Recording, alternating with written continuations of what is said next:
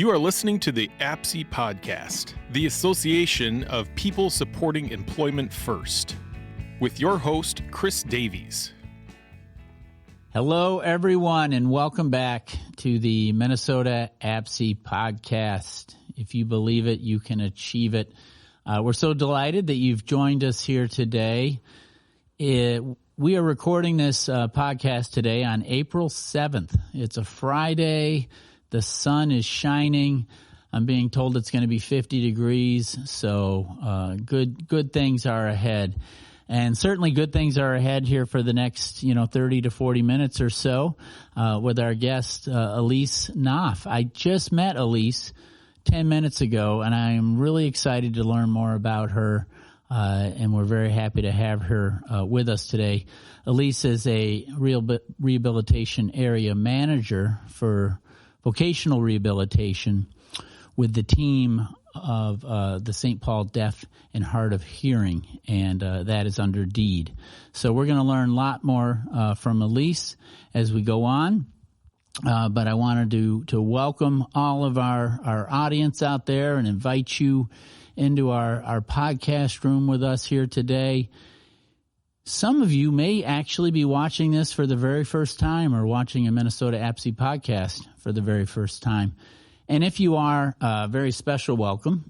And I'd like to tell you a little bit about, who we are. So APSE, the Association for People Supporting Employment First, is a national organization. It's the only national membership organization that is solely dedicated to integrated competitive employment for all, one person, one job at a time. We believe that the avenue out of isolation and poverty is indeed employment. We are Minnesota APSE, as I stated, and we are sort of a division, you could say. We're a state chapter. There's about 41 state chapters right now. And we've been in existence for quite a while and have been doing this podcast now for 3 years. This is our third season, and I believe this is our fourth episode. Isn't that right, Dana? Dana's our producer there. Yep, he's giving me the number 4. So it is our fourth episode this year. And again, we have Elise Knopf with us today. And very excited to learn, more about Elise. I won't lie. I did a little research this morning, and Elise has done some really fascinating things, and I'm sure you're going to get to hear about some of those. But, first, simply, let's just start, let our audience know. Oh, wait, excuse me, Elise. Before we go into that, we did want to provide some visual descriptions of ourselves, and I'll go ahead and start if that's okay, Elise. I am a white male, balding, have a red beard, and today I'm wearing a blue vest, as I want to do, with a checkered shirt and blue jeans. Elise. Good morning. It's really nice to be here today. I'm looking forward to chatting with you, Chris, about my experiences and my journey. I am a white woman. I have wavy brown hair, maybe light brown or dirty blonde. I don't know. Who knows? I have brown glasses and silver earrings. And then I'm wearing a black shirt and a black blazer over that. And green jeans. All right, great. Thank you. Thank you so much. Okay, so let's get into it. Let's get into our conversation. First, we'd just love to learn a little bit more about your journey, your professional and personal background. Sure. I was writing last night trying to decide where to start. So obviously, start where I came from. And I am from Cleveland, Ohio.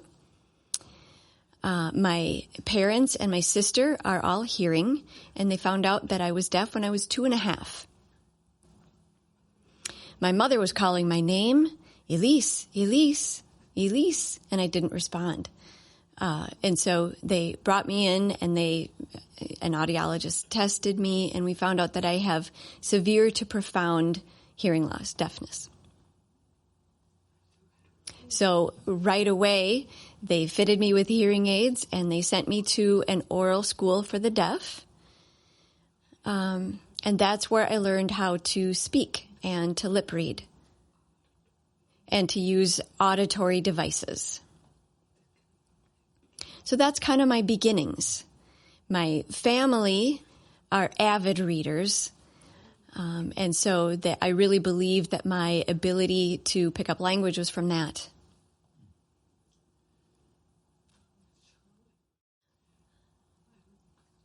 I was mainstreamed starting in second grade, all the way to getting my BA degree, actually, from a small college in Iowa. And then, of course, you remember back in the 1970s and 80s, this was pre-IDEA. So there were no laws there to support my education or my journey with regard to that. So I was just really in survival mode. I did a lot of reading. I tried to do one-on-ones with friends and teachers and just grabbed as much opportunity as I could. My family, of course, is very supportive, and I can't thank them enough for giving me the tools, the necessary tools and techniques to be successful. Along the way, my work experience, again, I can't say enough how important it is to have a network. All of my work experiences came from family friends that we knew. So that's where I started. Okay, great. And so after high school, you went to school in Iowa, right, for your BA degree? Yes. Yep, I went to a small college called Cornell College, and that was in Mount Vernon, Iowa. And I got my BA in history. Actually, it's sort of funny because before I got my BA in history, I had actually thought about becoming a PE teacher. I love sports, always have. Grew up playing volleyball, softball, golf, did track, just a lot of different sports. So I thought, I could be a PE teacher, and that'd be great. I also have a love of history, though, and that is what led me. I majored in that. And then I minored in women's studies.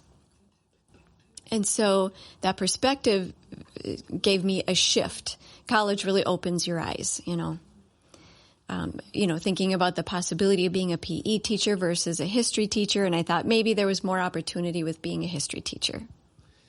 Yeah, that's kind of fascinating because you and I went to school around the same time. I'm just looking at some of the years you're talking about, and in my 20s, I thought I wanted to be a PE teacher as well. And then I realized I enjoy working with adults more than children. I love children, don't get me wrong, but so I ended up going other directions. And after college, I understand you did something quite historical. You were part of something that is literally a huge part of the disability rights, history, and I'd love for you to tell us about that. I'd be happy to do that. So when I was in college at Cornell, I had a variety of work experiences, including waitressing, working at an ice cream shop, supporting my mom in her catering business. And then I also worked for Blue Cross Blue Shield, and I was helping them write a manual on accommodations for employees. So a friend of mine of the family said, why not apply for an internship in D.C.? I had never thought of that. So I went ahead and I applied, and it was through State Senator Tom Harkin in Iowa's office. So I applied for the internship, and I was accepted. So that was between my junior and senior year of college during the summer. So I was there for about 8 weeks, and I just had a phenomenal experience. That experience really led me to wanting to know more about politics, legislation, policies. So after I graduated with my BA, I got in contact with Senator Harkin, and I asked him, do you have any positions available? And he said, yes, in the mailroom. So I thought, okay. So I figured I knew, I have to get my foot in the door, right? I mean, that's what's important. So I was sorting mail. Did that for about 3 or 4 months. And I was just so happy to be in D.C. Let me tell you, D.C. in my 20s, that was fun. Well, then I got promoted to a data entry. And then pretty soon after that, the senator asked me if I wouldn't mind becoming a legislative correspondent, an LC. And he had a subcommittee for disability policy. And that subcommittee, that is where ADA was written. So yes, it was just a phenomenal experience, and how I got there was, amazing to me. During that time, I met so many wonderful people in the disability rights movement. And at that time, I couldn't really appreciate it either, because I was in my 20s. You really don't fully understand the impact of something like that. ADA, for me, the impact that it had on me, and the future generations, and providing opportunity that I did not have, especially with access, accommodations, just for the world in general. It was a really beautiful experience. Yeah. Wow. I have kind of chills just hearing you talk about it. I don't think I've ever sat across from somebody that actually was part. You were actually part of writing the ADA. In a way, you had an integral role in that. And well, I wouldn't say that writing ADA, but we delivered documents to representatives' offices and senators' offices to make sure that the papers were prepared, ready for the hearings. So I did most of the behind the scenes. But I was able to see how Bobby, who was the director, wrote the ADA. He just had to meet with so many people and had to handle so many different perspectives. And he had to work with people with disabilities to get their perspectives as well, to see what they wanted included into the law and how to manage that kind of huge bill. There were so many moving parts. So just to see that and then understand better how our government works, back in those days, Democrats, Republicans, they really did get along. I know. So, yes. more so than today anyway. I don't think we have enough time for you to tell us how our government works at this Oh, no.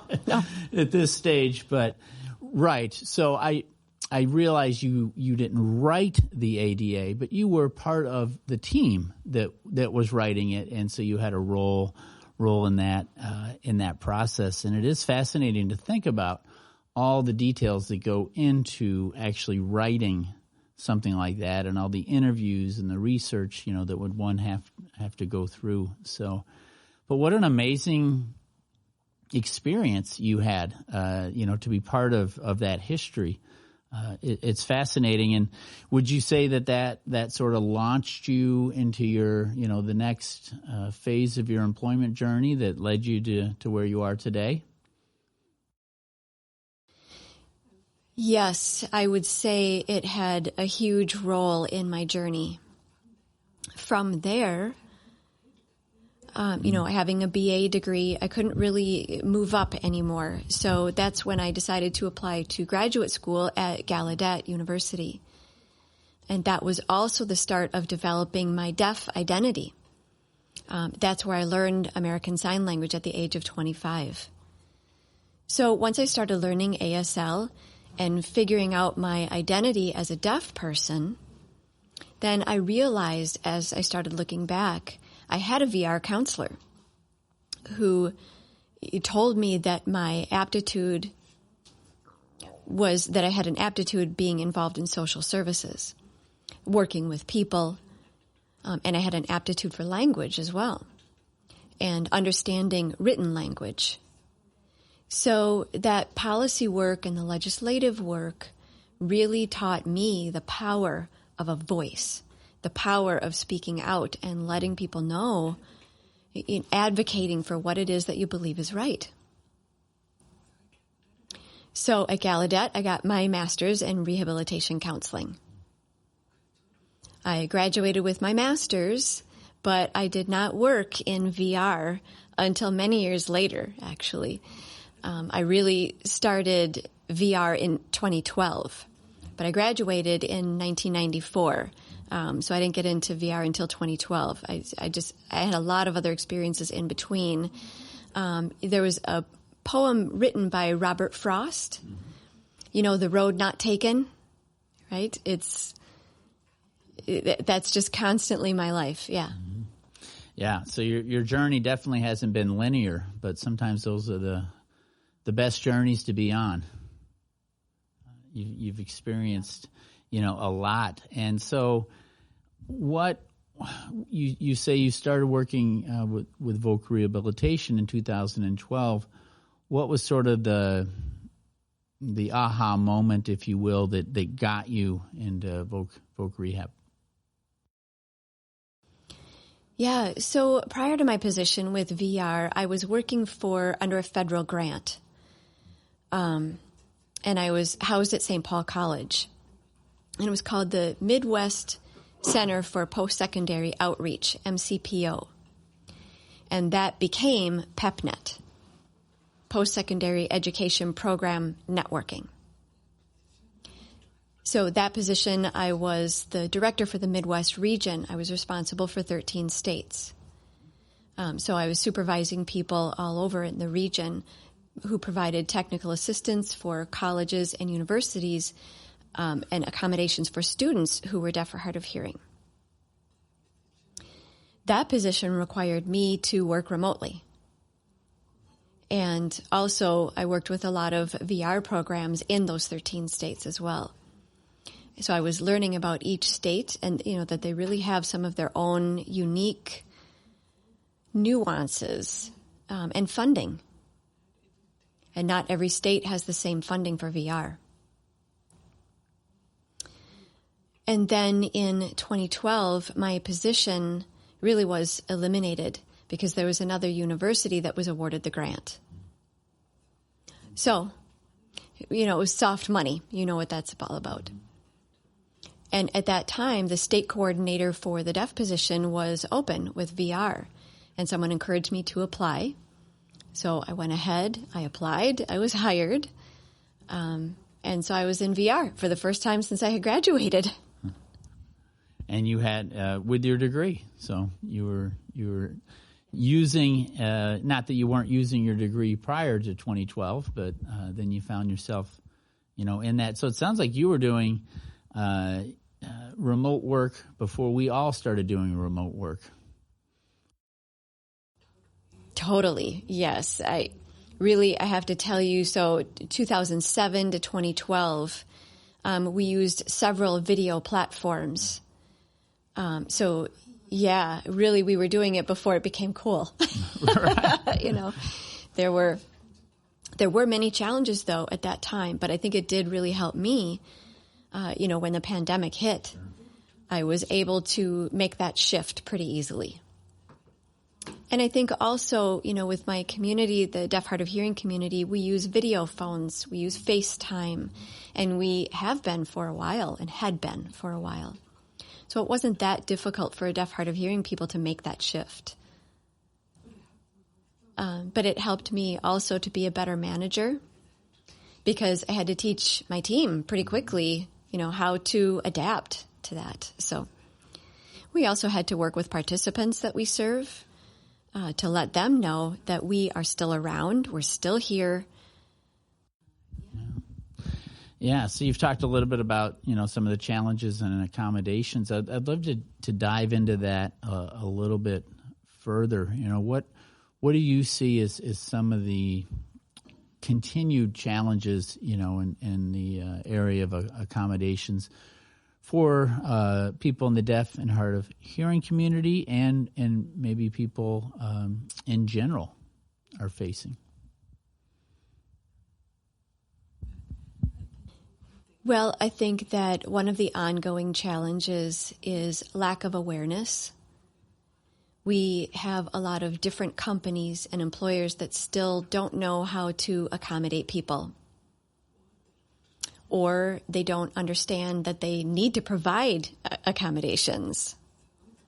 So it's just a continuing effort to educate companies on their responsibility under the law. And I think also, we have educated our communities and how to advocate for themselves. And that's, we're constantly teaching children, you have a right to this and that, and this is how you ask for that particular accommodation. And I think, too, we're facing a little bit of a shortage of interpreters. We have interpreters who are retiring, and not as many new young interpreters coming into the field.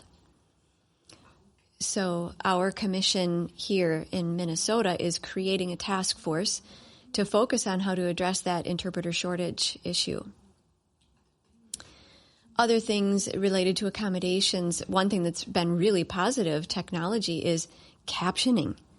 There are more people that are becoming aware of the benefits of captioning. So that's been really wonderful. When I was growing up, TV shows didn't have captioning. I just made up the story myself. So then later on when captioning came on, I was like, that's not what I thought the program was about. I think I like my story better. But anyway. Perhaps you should have been a screenwriter, or you still could be on the side. Yeah. That's fascinating. So, what are some of the early ideas of how we can, combat the shortage of interpreters? What are some of the early ideas that you have?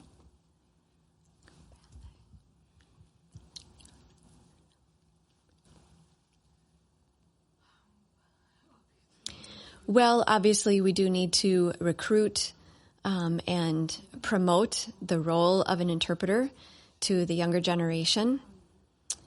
And how are we attracting people who might want to go into the field? One positive I do have to say is that now we have deaf kids that actually want to become interpreters. And do you remember during the pandemic, we had a deaf interpreter who was on TV, and the deaf kids were like, oh my gosh, how does that work? I want to become an interpreter too. So we still need to have hearing interpreters, of course, to do the feed of the information. But there are doors that are opening, and we're becoming more creative in getting people to have access to communication. Ideas really, I think it's important to promote ASL positively. So not calling ASL an accommodation. ASL is really a language. It has its own culture. ASL should not be viewed as negative. So I want to make sure that gets changed into a positive. Yeah, that's. I really agree with that paradigm, and learning another language besides the one you speak, whatever that language is, just opens up your world and gives you the ability to connect with a whole other, group, if you will, or just individual human beings. One question I have: Are you seeing ASL being offered as a second language option? When we all went through school, we might be required to take, whatever it is of a language, and so I chose Spanish. Are you seeing? And I don't recall growing up that sign language was a option, to learn. Are you seeing that offered more readily now for kids? Yes, Yes, more and more. It's being offered in high schools and college level as well as a second language option. Mm-hmm. definitely more and more. That's another career option for deaf people, is to become ASL teachers. And, we want somebody who is a native ASL user of that language to be teaching that language. That makes sense. So what else? You talked about some of the things that are working. What are some of the key things that you think are really working within the workforce community for people that are deaf and hard of hearing? Well, I think that for my team, what's working is that they really work well together. We have meetings to support each other. I am always, as a manager, I'm always looking for training opportunities, of course, and looking for ways to lift up the team, if you will, and maybe look at different positions that they can move into.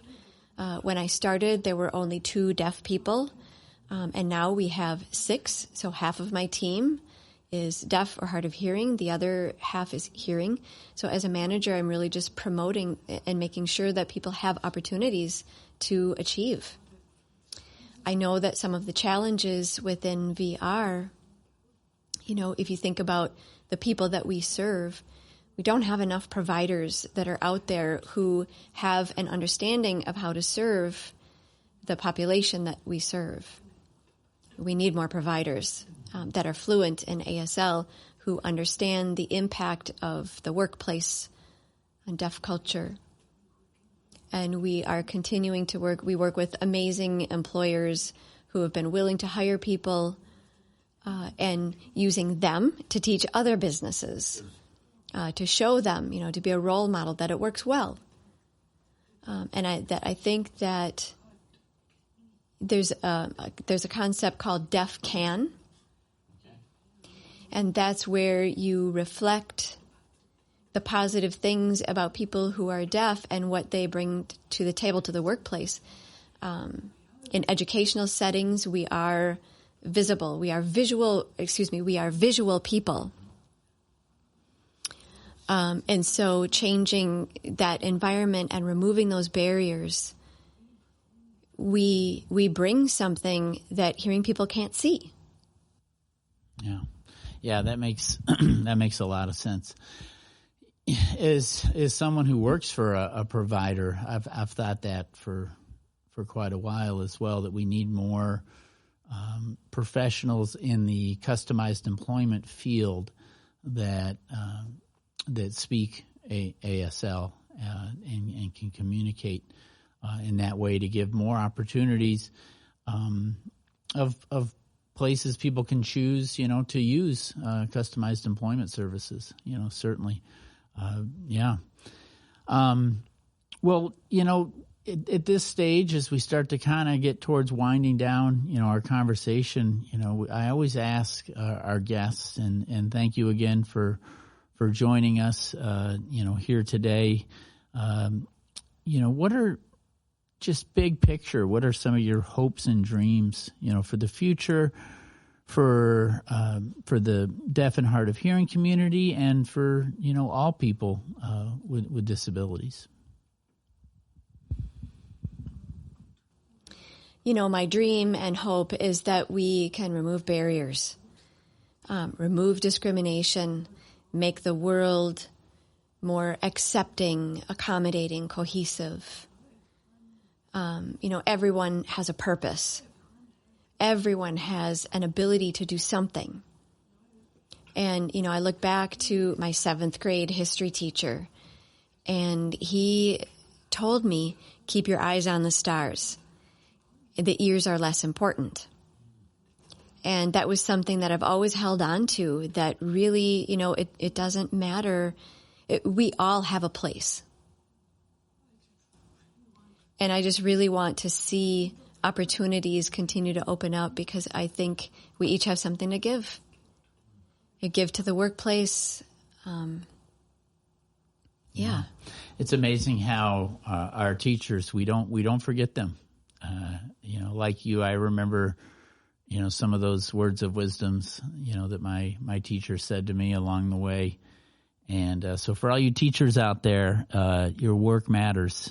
It really does. I'm also wondering if your history teacher was a Casey Kasem fan, because one of his big taglines was, keep reaching for the stars, keep your feet on the ground, or something like that.